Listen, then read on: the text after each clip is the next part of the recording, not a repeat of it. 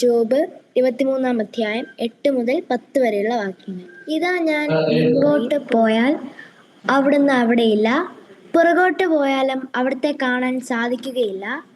ഇടതുവശത്ത് ഞാൻ അവിടുത്തെ അന്വേഷിക്കുന്നു, എന്നാൽ എനിക്ക് അവിടുത്തെ കാണാൻ സാധിക്കുന്നില്ല. വലതുവശത്തേക്ക് തിരിഞ്ഞാലും ഞാൻ അവിടുത്തെ കാണുന്നില്ല, എന്നാൽ എൻ്റെ വഴി അവിടുന്ന് അറിയുന്നു. അവിടുന്ന് എന്നെ പരീക്ഷിച്ചു കഴിയുമ്പോൾ ഞാൻ സ്വർണം പോലെ പ്രകാശിക്കും.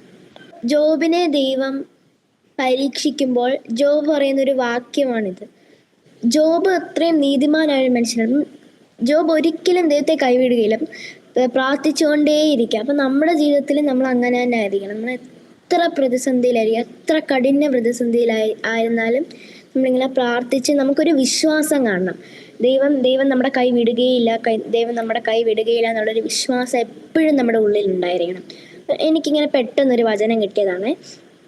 എൻ്റെ കൈ എന്നും അവനോടൊത്തുണ്ടായിരിക്കും, എൻ്റെ ഭുജം അവന് ശക്തി നൽകും. സങ്കീർത്തനങ്ങൾ 89 21 വാക്യം. ഈ വാക്യം എന്ന് വെച്ചാൽ വചനങ്ങളെല്ലാം സത്യമാണ്. അപ്പം നമുക്ക് ഈ വചനം തന്നെ പറയുന്നുണ്ട്, വചനം ദൈവമാണ്, ദൈവം തരുന്നൊരു വാഗ്ദാനമാണിത്. നമുക്ക് വിശ്വസിക്കാം, നമ്മൾ വിശ്വസിക്കണം, എപ്പോഴും നമ്മൾ വിശ്വസിക്കണം. ഒരു എക്സാമ്പിളാണ് ഞാൻ പറഞ്ഞുതരാം. എനിക്കിപ്പോൾ ഒരു പനി വന്നു, ഭയങ്കര പനി വന്നു. നമ്മുടെ അപ്പനും അമ്മയും നമ്മുടെ കൂടെ ഇരിക്കും.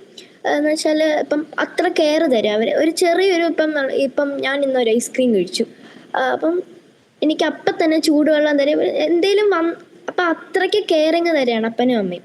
അപ്പം നമ്മുടെ സ്വർഗത്തിലെ അപ്പനാണ് സ്വർഗസ്ഥനായ പിതാവ്.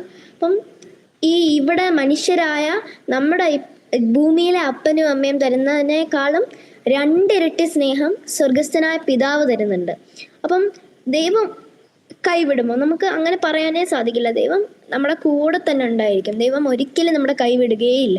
നമുക്ക് ഇത്രയും കഠിന പ്രതിസന്ധിയിലാണെങ്കിൽ നമ്മൾ സാധാരണ പ്രാർത്ഥിക്കുന്നതിനെക്കാട്ടിലും പ്രാർത്ഥന കൂട്ടുകയും ചെയ്യണം. അപ്പോൾ